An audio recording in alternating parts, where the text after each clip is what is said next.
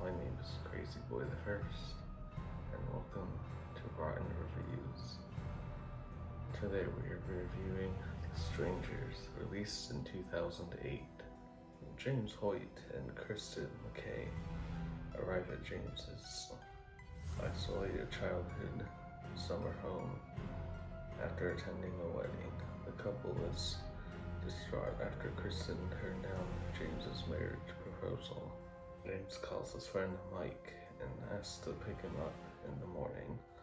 The couple attempt to have sex, but are interrupted by a knock at the door. They answer to find a young woman asking if Tamara is home. James dismisses her and builds a fire for Kristen. James goes to purchase cigarettes for Kristen. The woman from earlier returns, asking the same question. Kristen dismisses her again. A masked man is seen, silently watching her from inside the house. Kristen notices the smoke alarm she dropped on the floor earlier and is now sitting on a chair and realizes someone is in the house.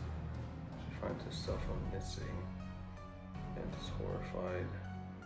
The front door is forced ajar. The young woman, now wearing a mask, peers into the house. She locks the door and retreats. James returns and reassures Kristen that nobody's in the house.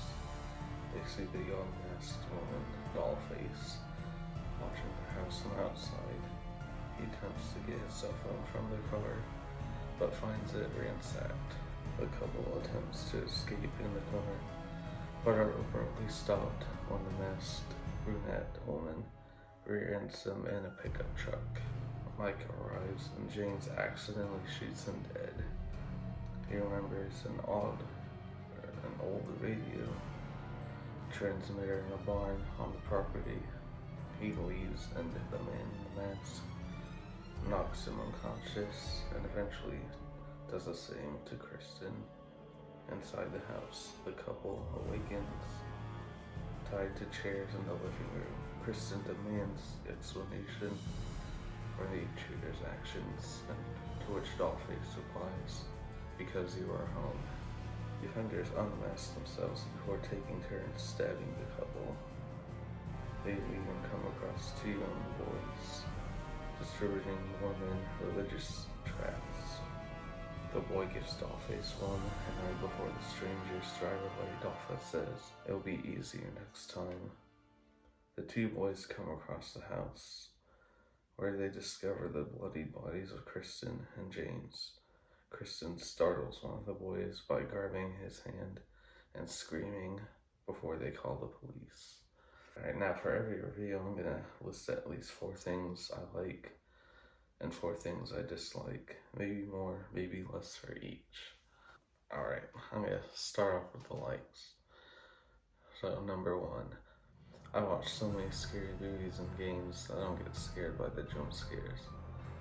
But this movie was a rare exception when Dollface or whoever bangs on the door after James leaves for the first time. It actually scared the shit out of me.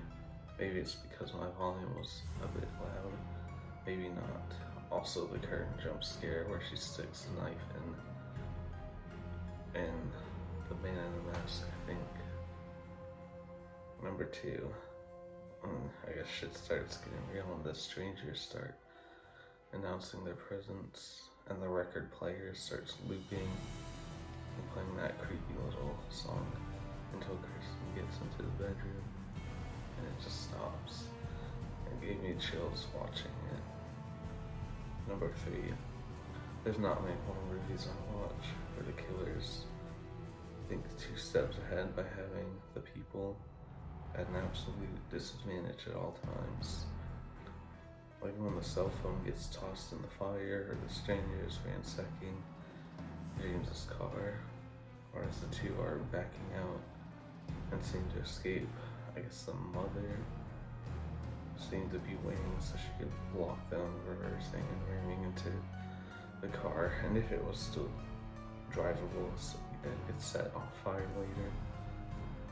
Or when the mother was waiting until Kristen got the radio working to call for help and she adds to that thing again to cut off the signal. It makes I feel absolutely hopeless for them, and it works. And number 4, I guess the last thing I like is the design of the strangers and how creepy they look. Like the part where the power is off and it's only the candlelight. And I guess the father dude was looking for Kristen as she hides in the closet. And there's no music, and he's just walking around. Absolutely creepy. Oh yeah, when he leaves finally, Dollface jump scares Kristen, and that really scared me as well. So well done. Also earlier, when Kristen's getting water and stuff, and the dad guy is in the darkness just standing, and the camera cuts to Kristen only and cuts back to that shot and he's gone. So a couple dislikes. I couldn't think of 4. I'm not really huge on, but I got kind of confused on why the strangers invaded the house and attacked. Were they bored, crazy, liked killing? Like, I know when Kristen asks why they're doing it, and Dollface just says because you were home. Like, were they just gonna break in and steal stuff? And thought no witnesses, so they had to kill them. Also earlier when she asks if Tamara was home, like, who the hell is that? And number 2, speaking of that, I guess, I wish we got a bit more time with them. And at the end, they're still confusing. Like when they take off their masks, but it doesn't show the faces. I guess it's left to the viewer's imagination on the looks. Another thing I'll do, if any movie has kills in them, is I'll rank them based on how cool / creative they are. So, there are only 2 kills in this, so number 2, I'm gonna probably go with Mike, mainly because he's a side character. He just gets blasted with a shotgun, because James thought he was a stranger, which is a fucked up and brilliant twist where that could actually happen. And I felt bad watching the 2 freak out over what just happened. Number 1, that leaves James, who is just dead from his stab wounds later on. At least I think he's dead. I thought Kristen died too, but that last jump scare proved me wrong. So that's gonna wrap up the review for today. Overall, I liked the movie. It had a creepy vibe and great acting. So thank you all so much for watching, and I'll see you later.